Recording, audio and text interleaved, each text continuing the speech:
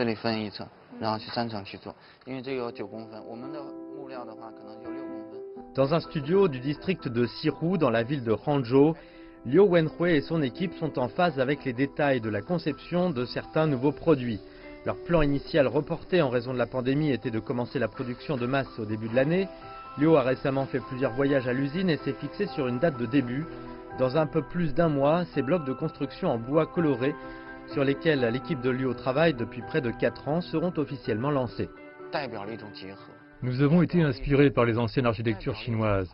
Nos ancêtres les ont construits comme des blocs d'empilage.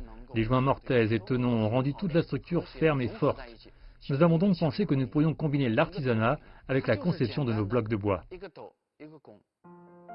Dans la Chine antique, les bâtiments et les meubles ne contenaient pas de clous. Les travailleurs du bois utilisaient la technique de la structure articulaire mortaise-tenon. La méthode concave-convexe de verrouillage permettait de faire tenir 2 morceaux de bois ensemble. La première structure commune mortaise-tenon a été trouvée dans les ruines de la culture Hemudu, dans la province du Zhejiang. On croit que la technique remonte à 7000 ans.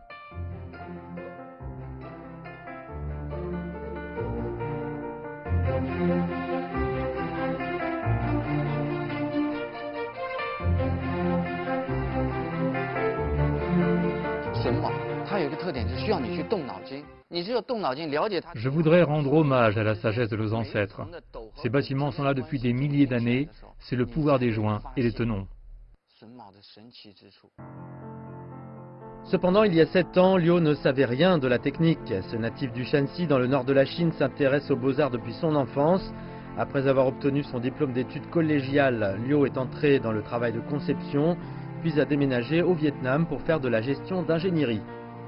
En 2012, il est retourné en Chine et a commencé sa propre entreprise dans le domaine de la culture et de l'art. À cette époque, je pouvais à peine voir des blocs de construction fabriqués en Chine dans les magasins. La plupart d'entre eux étaient importés. Je voulais faire quelque chose ici. Je me souviens qu'en 2012, j'ai vu un modèle d'architecture chinoise ancienne dans un musée de Shanghai. Puis j'ai dit à mon ami que nous pourrions en faire un jeu pour les enfants, tout comme les blocs de construction. Liu a lu beaucoup de livres sur l'architecture ancienne et a conçu les blocs lui-même. Maintenant, son équipe compte 20 designers. Leur objectif est de lancer un nouveau produit chaque mois.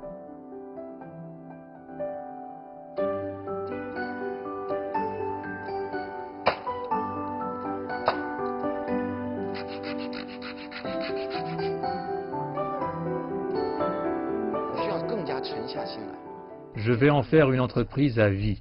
J'espère qu'un jour, quand nous ne pourrons plus rien faire, il y aura une autre génération pour passer à autre chose.